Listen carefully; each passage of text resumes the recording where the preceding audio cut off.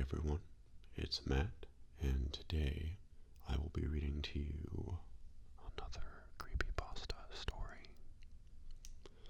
This one is titled Room Zero, and it is a sequel to Abandoned by Disney, which is a creepypasta I read back in October as a part of the Binaural Creepypasta double feature video. If you've not seen that one yet, feel free to go back and do it before you watch this. But if you don't want to, this story does stand well enough on its own. It's not really required that you have seen the original. If you want, I can sum up the original as a story about a guy visiting a abandoned Disney resort and basically seeing a bunch of screwed up things. So that's really all I can say without spoilers, but I hope you enjoy this one either way. Before I start, I will say that I am recording in a different spot than usual. The spot I normally sit in is fairly close to my neighbor's AC unit, and they've been running it for the past week, 24 hours a day.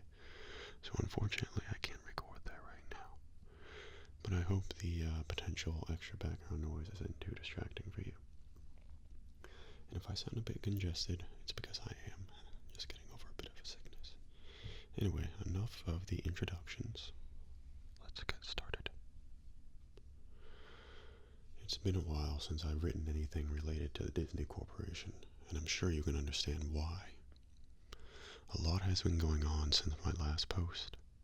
I've received a lot of questions and concerns from folks who read my first-hand account of Mowgli's Palace, a resort that was built and abandoned by Disney. I want to thank everyone who mirrored my post. It's been taken down from a few places, mostly corporate sites that were easily leaned on by a larger power. However, for every nuked topic or disappearing blog post, it seems like 100 more have popped up. This is something they'll have to face. There's no turning back for them. None for me either. I'm definitely being followed. For the first month or two, I chalked it up to paranoia. Any casual glance or half smile in my direction set me off, hair standing on the back of the neck and everything.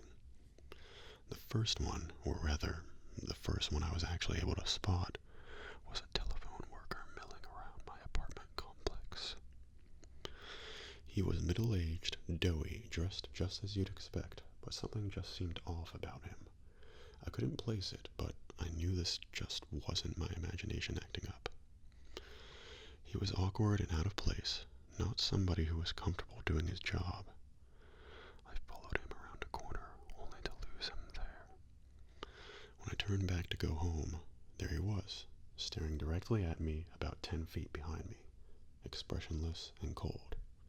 "Exploring?" he asked. That was all he said, and there was an accusing tone to his voice. Tell me, what blue-collar phone jockey does that?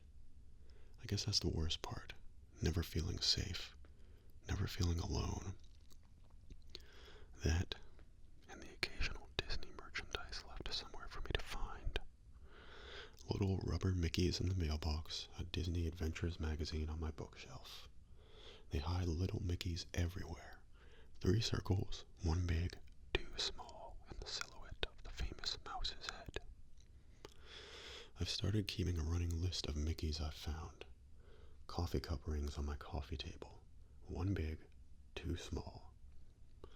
Colored glass bottles left on the doorstep, viewed from the top down. All red. Graffiti on the wall on my way to work. A huge earth, small sun, and moon in the proper locations. They're everywhere. People have emailed me about this as well. If you repost anything, I have to say, you're gonna start finding those son of a bitch outlines, I guarantee it. The best one by far, one that actually made me laugh because of the horror of it all, was a drawing in chalk next to my car. I was taken aback at first, walking through the parking garage, keeping an eye out for people following me. The outline seemed a perfect match for, well, a murder victim you're probably familiar with if you've read my past posts. Written in yellow, paint, I'm sure, was a single word: retract.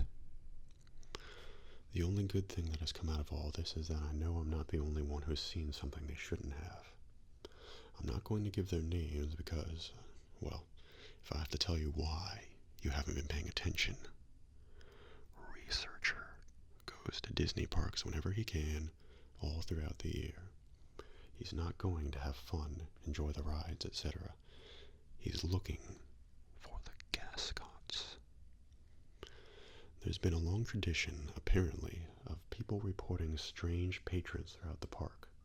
Silent, motionless, staring patrons of every age, shape, and size. Men and women, adults, children, and teens. All wearing Disney-themed gas masks. Way back when, Disney would get tons of complaints about oddly dressed folks following others around the park. Folks who would merge into crowds and disappear. Later on, the gas masks caused folks to draw other conclusions, and reports of possible terrorists and bombers started flowing. All of those reports most likely went straight into the trash can. I know I can't find any sign of such occasions reported on by the media, although you should be aware of the fact Disney can control its press like no other. Researcher goes to the parks, talks to a few people, and tries not to draw any attention to himself. He'll just ask 3 or 4 families if they've seen his friend who was wearing a funny mask.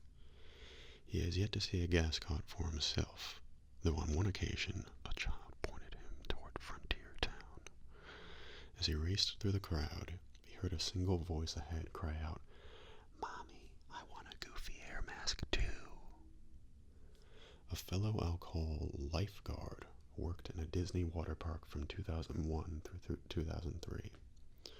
He stood at the top of the huge water slide and made sure none of the kids got too rowdy. He passed the kids through, one at a time, telling them over and over again to be safe, keep their arms in, and so on. One day, as he tells it, this fat kid goes down the tube and doesn't come out the other end. He sent 2 or 3 kids after. The whole thing moves at a steady clip, so naturally you'd expect that if Fatty got stuck, the kids that followed him were stuck too. Not so. Only the big kid disappears. Everyone else comes out the other end, cheering and splashing like nothing's wrong. Lifeguard shuts down the slide, much to the aggravation of the kids waiting. Before he can go through any of Disney's strict procedures, splash, Fatty finally comes out. Staff members pulled the kid out of the water. He sank like a stone when he hit, his skin already blue and his eyes wide. All he would say was, "No face, kids," and "Stop squeezing." The kid was okay, in case you're wondering. He got carted right off to the medical center. When lifeguard was told to open the slide back up, he made a big stink about how it clearly wasn't safe. Despite his complaints, he was threatened with firing and begrudgingly opened the slide again. From that point on, he kept a closer eye on the kids. Every so often they come out in the wrong order, never as stunned as the fat kid, but always with a vague look of concern. A dreamy half-stupor that was as if they were trying to figure out what was reality. They'd take on some water and choke a bit, and they'd never come back up to ride again. I read his emails with the same sort of unease you might be feeling right now. I wanted him to share his own story, but in the end, he didn't want to expose himself that way. I can't say I blame him. Snow White, which wasn't the actual role she played, was a character in the park. She had a nice little tidbit for me.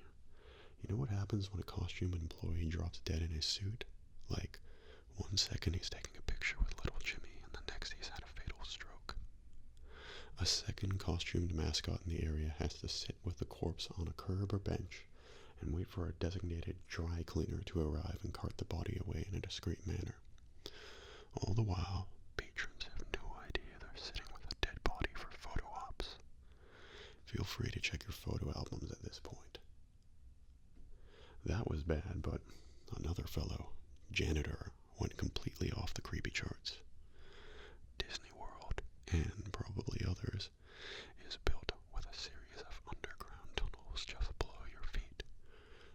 story's worth. Anything and everything you can imagine is down there for use of the employees. They're called utilidors, utility corridors. Basically, that's the reason you don't see characters out of place, or janitors wandering through the park. They pop in and out of hidden doors and travel concealed town you're walking on. Janitor told me something that might be common knowledge, but was nonetheless news to me. Walt Disney had several apartments built into his parks. There's one above Cinderella's castle. There's one in the Pirates of the Caribbean ride. They're all over the place. More than that, there are nightclubs, a movie theater, a bowling alley, and much more. All behind doors built right into the whimsical facades you pass by without a second look. Club 22 is one such hidden area. If you have the cash to join the exclusive club, you don't, then you'll have access to it and much more. Club 22 is a place where anything goes. Disney companies calls these places dark zones, spots where the squeaky clean visage of Mickey Mouse gives way to drinking, drugs, and, yes, sex. Conversely, the rest of the park is the bright zone, with a few gray zone utilidors between. As far as janitor has said, it wasn't always that way. It was more of a slow decline and the gradual relaxation of social norms within that elite group. The reason he knows all this, you may have already guessed. He's cleaned it.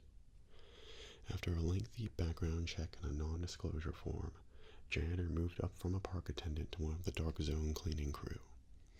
Now, before you get some satanic human sacrifice vision in your head, janitor saw nothing of the sort. Lots of empty alcohol bottles. Yes. Used condoms scattered like deflated New Year's balloons.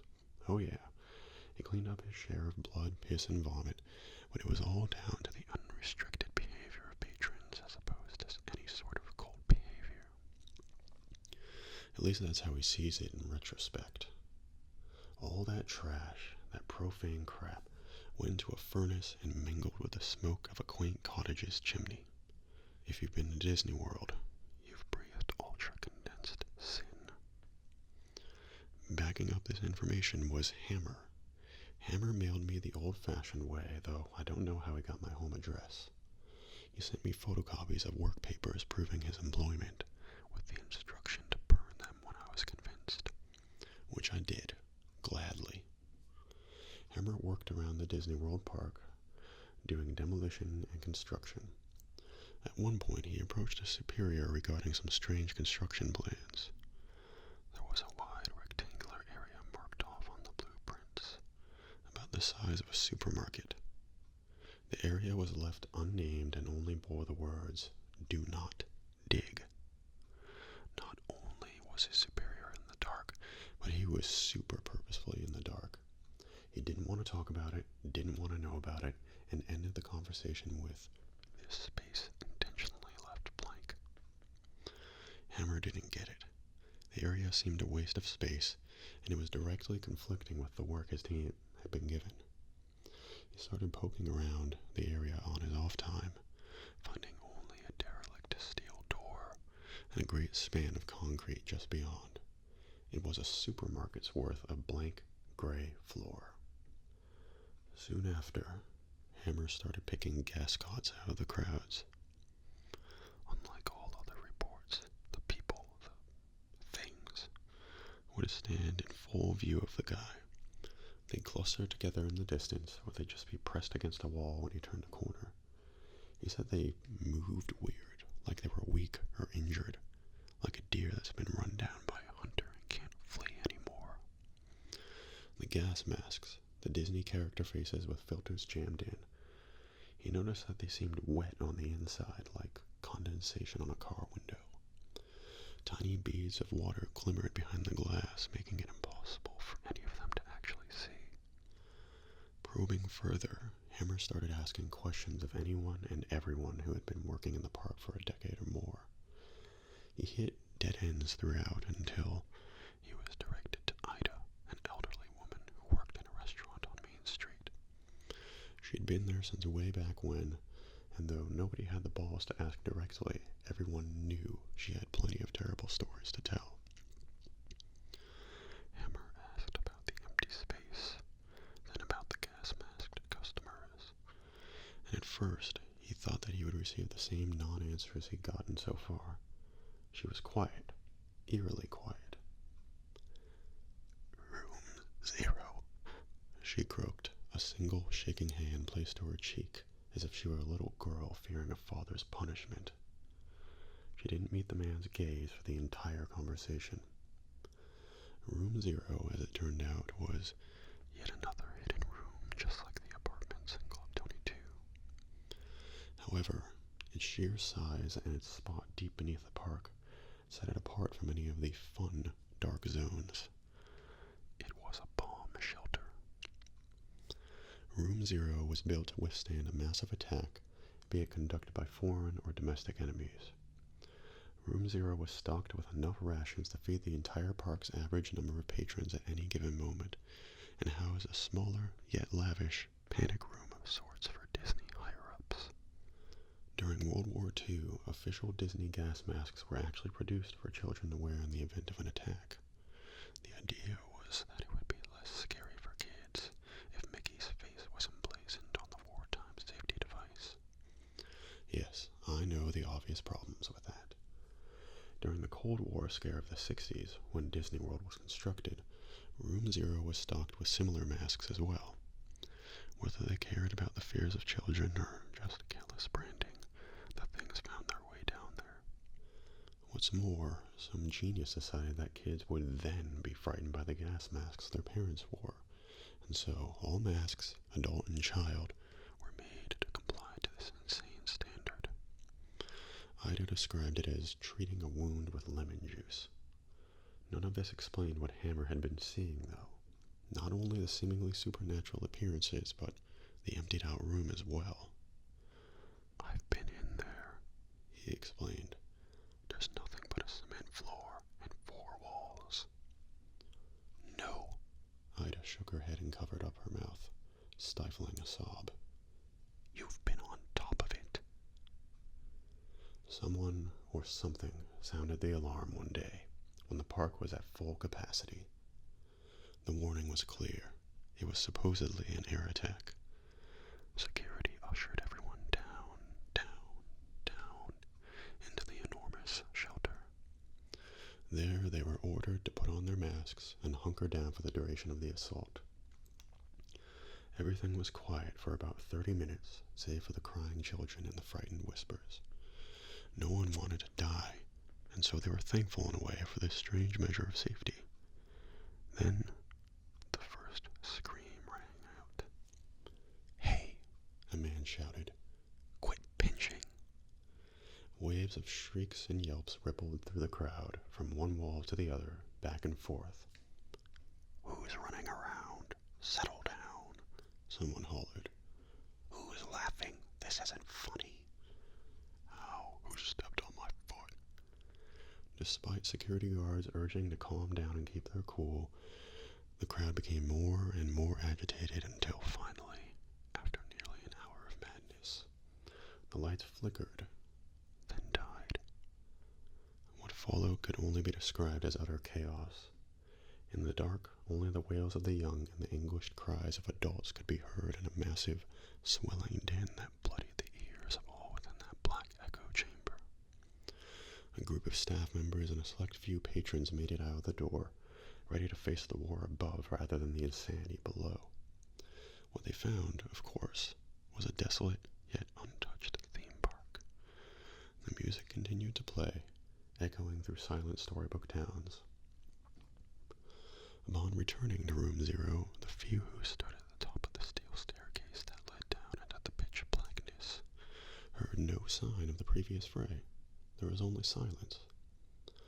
Ida herself descended that staircase despite the begging of those she left above. She reached the reinforced doors, herself now awash in darkness and hearing only the buzzing in her ears. A single voice came out of the darkness. The echo made it impossible to tell whether the mocking, raspy voice was at the back of the bomb shelter, or if it was right in front of her face.